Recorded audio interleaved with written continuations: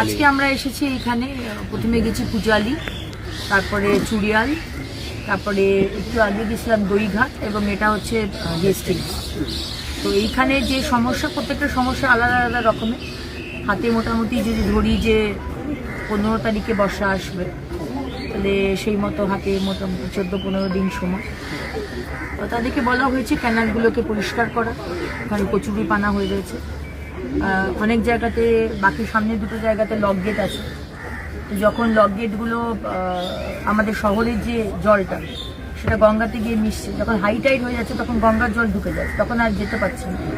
তাই জন্য সেটা পাশে দুটো উইং ওয়াল বলে, ওই উইং ওয়াল দিয়ে আমাদের শহরের জলটা যাবে। উইং ওয়ালটাকে পরিষ্কার করতে হবে। উইং ওয়ালের ভেতরটা যদি পরিষ্কার না থাকে তাহলে জল যেতে পারে। তো এই বিষয়গুলো বলে এসেছি। এবং এইখানে যেটা সমস্যা হেস্টিংসে, এখানে লক গেট নেই।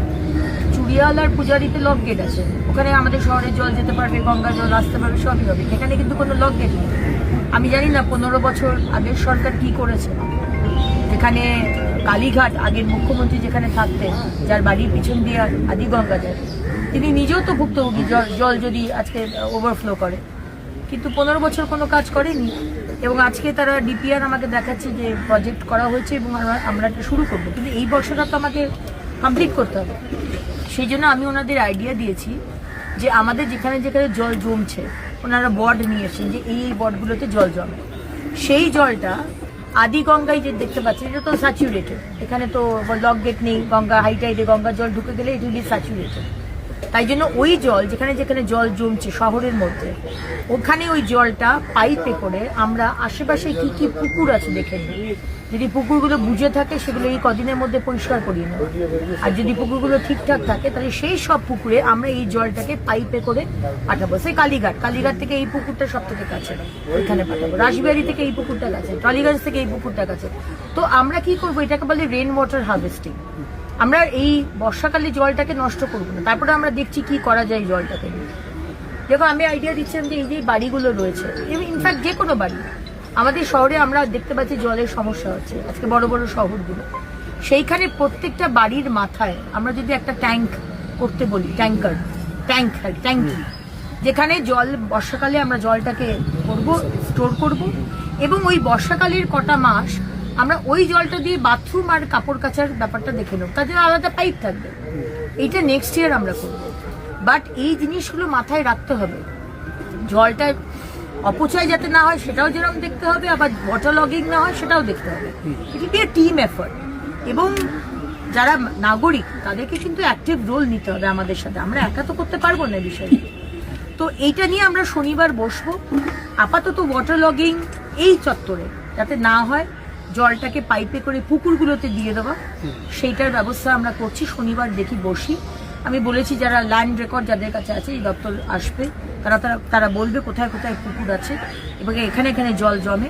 আমরা সেটাকে এইভাবে করার চেষ্টা করছি, কারণ এটা তো 3-4 বছরের project. Lock gate, pump house, Adiganga, এটা 3-4 বছরের প্রজেক্ট। কিন্তু এই বর্ষাকালটা তো আমাকে কাটাতে হবে কিছুভাবে। তো সেইটা এখন দেখেছি।